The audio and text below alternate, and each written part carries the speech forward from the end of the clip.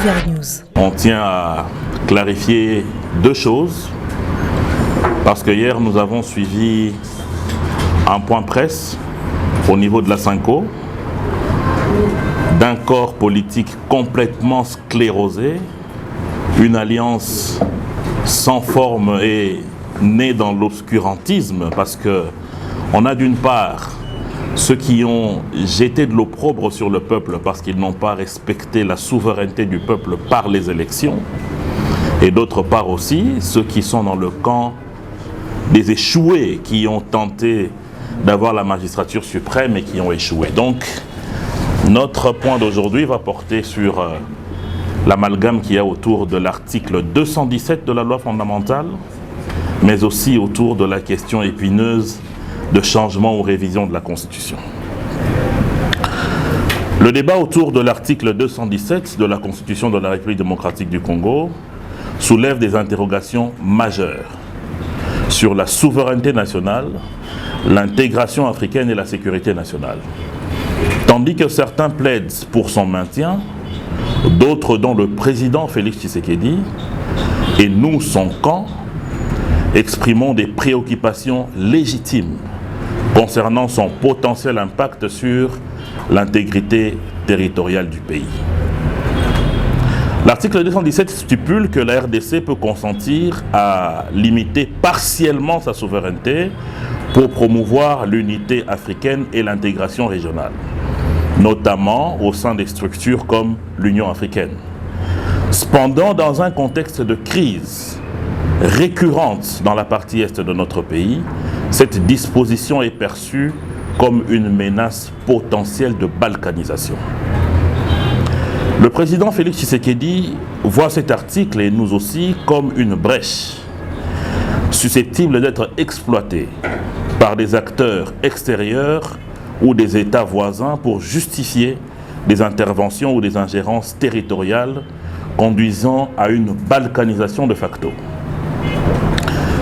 1. La RDC a fait face à des tentatives historiques de balkanisation, particulièrement dans l'Est, où des groupes armés bénéficient des soutiens étrangers. 2. Une perte même partielle de souveraineté pourrait fragiliser davantage l'État central, rendant le pays vulnérable aux ambitions géostratégiques et économiques d'acteurs extérieurs. 3. Le contexte géopolitique et historique du pays justifie une approche prudente face à toute disposition, même constitutionnelle, susceptible de compromettre l'intégrité nationale. Un exemple comparatif est que l'Afrique aujourd'hui compte 54 pays, tous membres de l'Union africaine, mais l'on ne retrouve pas cette disposition dans toutes ces constitutions.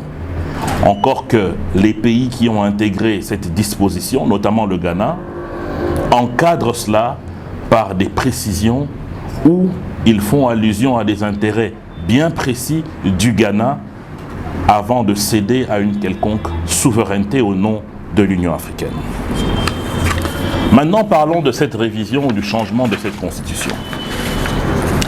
Certaines forces politiques et sociales s'opposent à toute révision constitutionnelle, qualifiant cette démarche de menace à la démocratie. Ces critiques, cependant, ignorent les failles objectives de la Constitution de 2006, adoptée sous forte influence extérieure dans un contexte post-conflit. Cette Constitution a plusieurs points faibles, dont une incapacité de répondre efficacement aux crises sécuritaires actuelles, notamment dans l'Est, des institutions rigides qui entravent la gouvernance et les réformes nécessaires. Il faut donc réviser ou modifier cette Constitution, et cela n'est ni un acte dictatorial, ni une menace pour la démocratie. Encore que le président de la République fait partie des seules institutions qui ont la capacité d'activer cette modernisation de notre loi fondamentale. Et cela va permettre le renforcement de la souveraineté nationale et la construction d'institutions plus solides, capables de relever les défis contemporains. Maintenant, je voudrais répondre aux forces politiques et sociales qui, hier, bizarrement épousent le camp du peuple alors qu'ils n'en ont ni mandat, parce qu'ils ont refusé de répondre à une exigence démocratique qu'on appelle élection, encore qu'ils n'ont pas le peuple avec eux. La déclaration des forces politiques et sociales dénonçant la volonté de la révision constitutionnelle est une manœuvre démagogique, relevant leur incapacité à proposer des solutions concrètes pour le pays. Accuser le président Félix Tshisekedi de vouloir instaurer une dictature ou s'éterniser au pouvoir est non seulement irresponsable, mais aussi une insulte à l'intelligence des Congolais. Ces critiques émanent souvent de ceux et celles qui, hier, eux-mêmes, ont failli dans leurs responsabilités passées. Les dénonciations sur la souffrance du peuple et les droits humains viennent des figures dont la gouvernance a été marquée par des impunités et de la corruption. Sous l'administration Tshisekedi, des réformes courageuses ont été initiées pour améliorer les finances publiques, renforcer les relations internationales et garantir un social paisible pour les Congolais, notamment avec la gratuité de l'enseignement et la couverture santé universelle. Tout cela cache en réalité un agenda caché. Ces appels à la désobéissance et à la peur ne visent qu'une seule chose: déstabiliser la République démocratique du Congo afin d'installer un ordre nouveau qui va s'établir sur l'absence du pouvoir populaire qui ne passe que par les élections et ne donner lieu qu'à des conciliabules qui est aujourd'hui des exercices très prisés de ce corps politique complètement sclérosé. En conclusion, les Congolais ne sont pas dupes.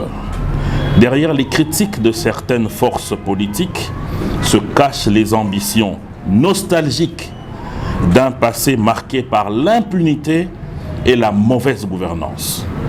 Le président Félix Tshisekedi reste engagé à défendre l'intégrité de la République démocratique du Congo tout en menant des réformes nécessaires pour bâtir un avenir prospère. Je vous remercie. Univers News.